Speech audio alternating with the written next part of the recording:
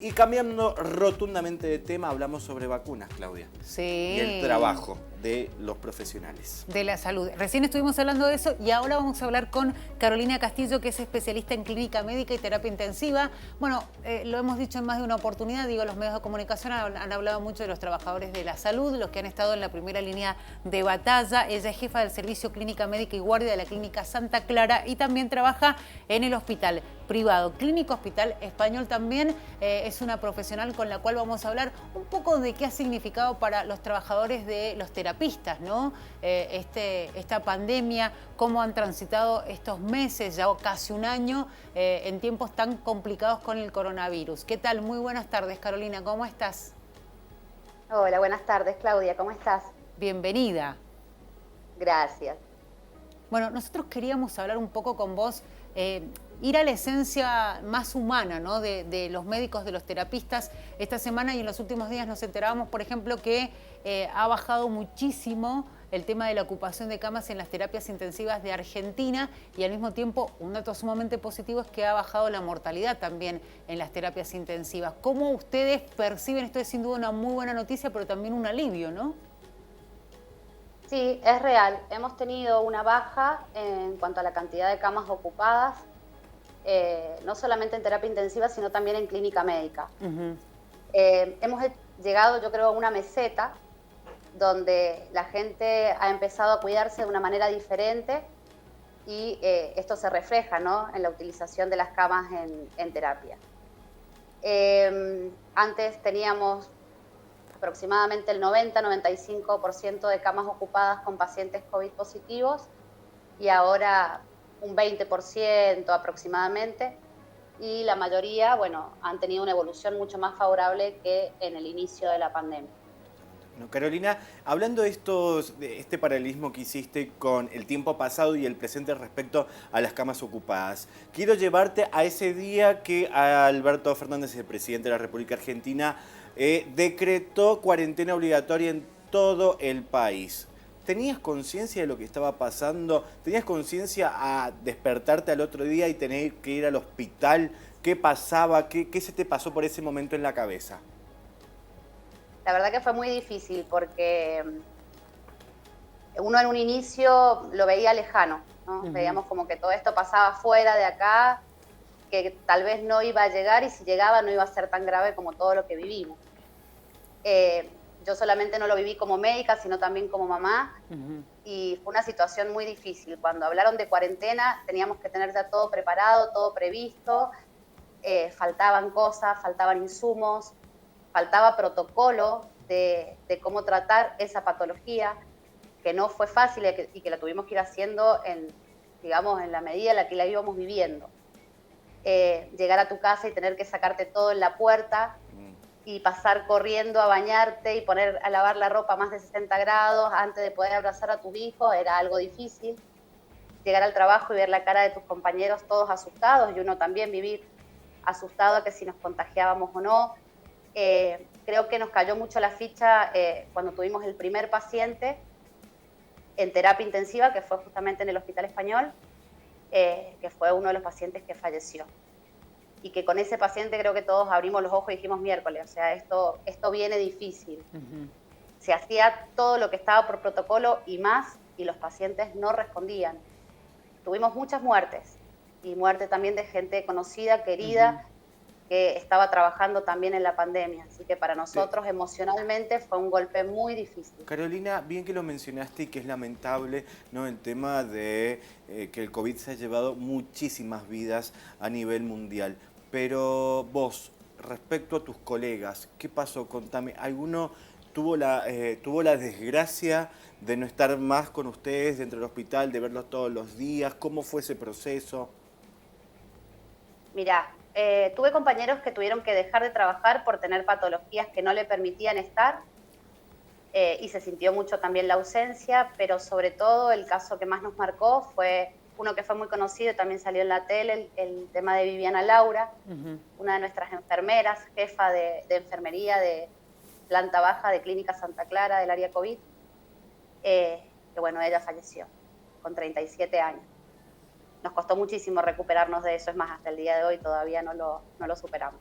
esperamos todavía verla por ahí por los pasillos dando órdenes y fue difícil, fue muy difícil. Volver a trabajar y ver que no estaba, o todos los días mientras estuvo internada en terapia intensiva, y siguiendo día a día la evolución, cómo iba paso a paso, y la verdad es que nada, sabíamos que su evolución no era buena, y de a poquito nos iba partiendo el corazón. O sea que bueno, el desenlace llegó y tuvimos que simplemente aceptarlo, secarnos las lágrimas y seguir. No quedaba otra que seguir. Carolina, ¿cómo fue tu ritmo de trabajo? Digo, ¿cómo fue tu tiempo en el hospital o en los hospitales donde trabajás, en las clínicas donde trabajás durante la pandemia? Digo, porque sabemos que hubo una sobreexigencia, mucho se hablaba de la falta de terapistas, de profesionales de esas áreas en Argentina. Muchos dijeron, bueno, esto nos enseña que necesitamos más profesionales de este tipo en nuestro país. Pero ¿cómo fue para vos trabajar la exigencia de horas? Y la otra pregunta es, ¿tuviste miedo? Miedo, sí, muchísimo. Todos los días teníamos miedo. Todos teníamos miedo. Pero cuando entrábamos a la terapia, dejábamos de lado ese miedo, porque sabíamos que había gente que nos necesitaba. Salíamos y tal vez llorábamos. Había momentos en los que entrábamos al área COVID y directamente nos paralizábamos en cuanto a los sentimientos y le dábamos para adelante con los conocimientos que tal vez no eran los totales, ¿no? Porque había muchas cosas que no se habían descubierto, con las que teníamos que luchar a diario. Mis horarios laborales fueron bastante difíciles. La verdad es que yo miro para atrás y digo, ¿cómo pude lograr tanto? Porque a veces por mes tenía hasta 16 guardias, aparte de trabajar todas las mañanas en clínica médica. Claro. O sea, hablamos de 16 guardias de 12 horas, yo hacía guardias en la noche. Así que se imaginarán que dormía más afuera de mi casa que adentro. Por supuesto. Y Carolina, te daba también esto de tener tanto horario que no correspondía a tu trabajo, porque estabas también ayudando y tratando de que la mayor cantidad de personas se salvaran de este virus. ¿No te daba bronca prender la tele, ver algo en las redes sociales, decir, el barbijo no sirve, esto es un invento, que el GPS... Es una gripecita. Sí, es una gripecita. Bueno, ¿cómo lo viviste? ¿Te daba bronca? Vos decías, la gente no entiende, no tomaba la dimensión de cómo podía llegar a afectar en nuestro cuerpo el COVID-19. Sí, en un inicio, al principio me daba muchísima bronca. Yo decía, ¿cómo puede ser que subestimen este virus que está matando gente y no se dan cuenta? Y seguían las fiestas clandestinas y seguían la gente que no se cuidaba y los chicos encerrados y un montón de cosas. Decía, por Dios, hay que abrir los ojos en esta situación. Y otra de las cosas que también sentíamos mucho era el odio de los familiares hacia nosotros cuando su paciente o su familiar, digamos, fallecía, ¿no? Claro. Porque no lo veían. Sí. Hasta que empezamos a entender ciertas cosas, que es difícil que se muera un familiar y vos no verlo, vos no estar ahí y vos no saber qué se hizo, qué no se hizo, ¿no? Por más que nosotros poníamos todo lo mejor de nosotros, ellos no lo veían. Entonces no entendían por qué se moría. Hubo momentos en los que sentimos bronca, enojo, tristeza, otros en los que sentimos alegría, cuando aplaudíamos a los que salían y se iban a su casa bien. Recibimos también, así como palos, también recibimos agradecimientos de muchas personas, el acompañamiento permanente en Clínica Santa Clara y en lo que fue hospital privado también, de los directivos, de nuestros jefes de servicio. Yo hablo por terapia intensiva, ¿no? Mis jefes de servicio siempre presentes, siempre buscando la vuelta, buscando qué más hacer con los pacientes. La verdad que en cuanto a las emociones vivimos muchas cosas. Nos abrazamos, lloramos, nos reímos. Nada, fue como muchas emociones juntas y a veces en el mismo día. Carolina, a veces en el mismo día sentíamos todo.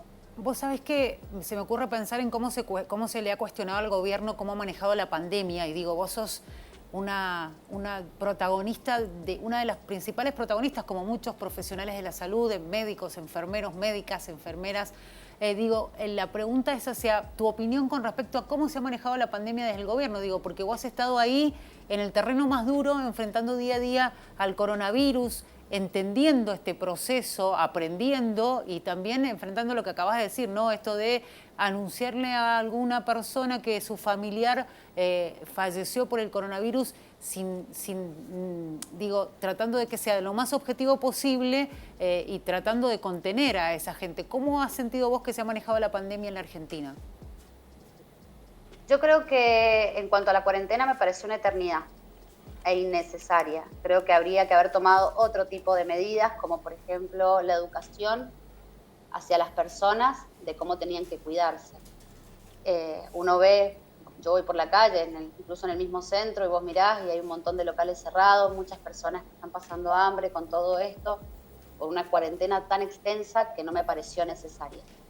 Creo que había que hacer hincapié en otras cosas, en lo personal, ¿no? Esto es lo que pienso, digamos, particularmente. Con respecto a la contención del gobierno hacia nosotros, no hubo mucha contención del gobierno. Yo no puedo hablar por ahí de los hospitales públicos porque no trabajo en ninguno de ellos. Sí puedo hablar desde las clínicas donde trabajo, donde se nos dio el material necesario. A veces había falta y esa falta no era porque las clínicas o los hospitales no pudieran comprarlo, sino porque los mismos proveedores sacaban provecho de esa situación, y un barbijo, por decirte, por ejemplo, salía 5 pesos, te lo subían a 100. Claro. ¿No? El oportunismo. No había un ingreso, el oportunismo, exactamente. Entonces, obviamente, todo esto trababa todo nuestro trabajo, porque si yo no tenía un barbijo N95 para ingresar a un área de COVID, no podía poner en riesgo mi vida y la de mis papás, mis hijos y demás, para atender a un paciente, ¿se entiende? Entonces, uno tenía que lidiar con todo esto, aparte del virus, lidiar también con todo esto que fue el oportunismo y el gobierno que tampoco dio un apoyo real, me parece a mí. Pasamos la parte más complicada, Claudia, respecto a que el virus no se conocía mucho, que no sabían cuáles eran los síntomas, ese proceso que a todos nos tenía como expectantes, de decir, bueno, esto sí, esto bueno, no sé, se contagia por el aire, se contagia por la saliva, se contagia hasta por la mirada, dijeron muchas veces. Digo, no sabía. Se sigue aprendiendo, se ¿no? sigue sobre aprendiendo. el tema. Digo, pero en la hora, claro, en estos meses críticos que pasaron, creo que todo el mundo te deja una enseñanza o también apreciar la vida de otra mirada. De otra manera, sí. Totalmente. ¿Cuál fue la tuya, Carolina? Valorar la vida, valorar la familia, valorar a los seres que uno ama y que tiene al lado y que uno a veces no se da cuenta. El abrazo de nuestros hijos, el compañerismo en el trabajo, el tener trabajo. Hubieron muchas cosas acá que uno puede sacar, digamos, en limpio de todo lo que pasó, ¿no? El saber que hoy estamos y mañana tal vez no, como nuestra Bibi, y como muchas personas perdieron a sus seres queridos. El llegar y poder abrazar a mis hijos sin tener la necesidad de tener que desnudarme entera para poder bañarme y recién ahí poder estar después de tal vez no verlos durante 2 días. Claro. Son pequeñas cosas que valen mucho más que tal vez tener dinero para comprar un montón de cosas y demás que no son necesarias. Valorar la naturaleza. Creo que hay que valorar mucho de lo que tenemos y de lo que somos.